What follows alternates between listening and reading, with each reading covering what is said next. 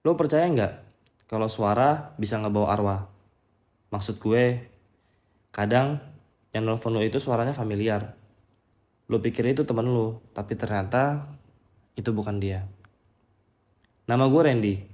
Gue mahasiswa semester 5. Gue kuliah di Bandung. Dan cerita ini kejadian waktu gue tinggal di asrama lama. Blok C, bangunannya tua. Katanya dulu peninggalan Belanda. Baru direnovasi jadi tempat tinggal mahasiswa. Malam itu, malam Jumat Kliwon, bulan Oktober 2019. Teman sekamar gua, Wawan, lagi pulang kampung. Jadi gue sendiri doang yang ada di kamar. Hujan gerimis dari sore, enggak reda-reda. Gue lagi nonton film di laptop sambil makan mie instan. Santai aja awalnya, sampai sekitar jam 2.57 pagi, HP gue bunyi. Gue kira notifikasi biasa, tapi ternyata telepon masuk. Nomornya aneh, awalnya plus 62, tapi angka di belakangnya acak banget. Kayak nomor error.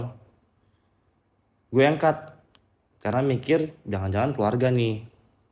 Tapi waktu gue bilang halo, yang gue dengar adalah suara perempuan. Suaranya tuh pelan, terus sedikit serak. Dia tuh bilang, Randy, bantu aku keluar dari sini. Loh, gue langsung diem dong. Bulu kudu gue naik semua. Suaranya mirip banget kayak Lintang. Nah, Lintang itu teman kampus gue yang udah meninggal 2 tahun lalu. Dia itu meninggal karena kecelakaan pas mau pergi ke kampus. Tapi mustahil kan? Gue langsung buru-buru matiin telepon itu. 5 detik kemudian, HP gue bunyi lagi. Masih dengan nomor yang sama. Gue diem aja. Sengaja gue gak mau angkat. Tapi HP itu terus bunyi sampai 5 kali. Akhirnya gue cabut baterainya, gue lempar tuh ke kasur. Gue pikir udah selesai dan nih. Tapi lampu kamar gue tiba-tiba kedap-kedip. Lemari tua di pojok kamar ngebuka sendiri. Pelan, terus bunyinya tuh kayak berderit. Dan di tengah gelap, HP gue yang udah gue matiin, nyala lagi sendiri. Layarnya hitam, tapi ada file rekaman. Di dalam file itu ada suara tangisan, dan pelan-pelan suara itu bilang, aku di bawah, di ruang laundry. Loh, gue langsung ngerasa ada yang gak beres nih. Gue buka pintu, gue lari ke arah tangga. Asrama ini nih punya 3 lantai. Ruang laundry itu ada di lantai 1. Saat gue sampai sana, pintunya tuh tertutup rapat, terkunci. Tapi dari dalam ada suara ketukan. Tok, tok, tok. Dan suara perempuan nangis. Gue nempelin badan gue ke pintu, coba ngintip dari lubang kecil di atasnya. Dan yang gue lihat, seorang perempuan berdiri membelakangi pintu, bajunya putih, rambutnya panjang, hampir nyentuh lantai.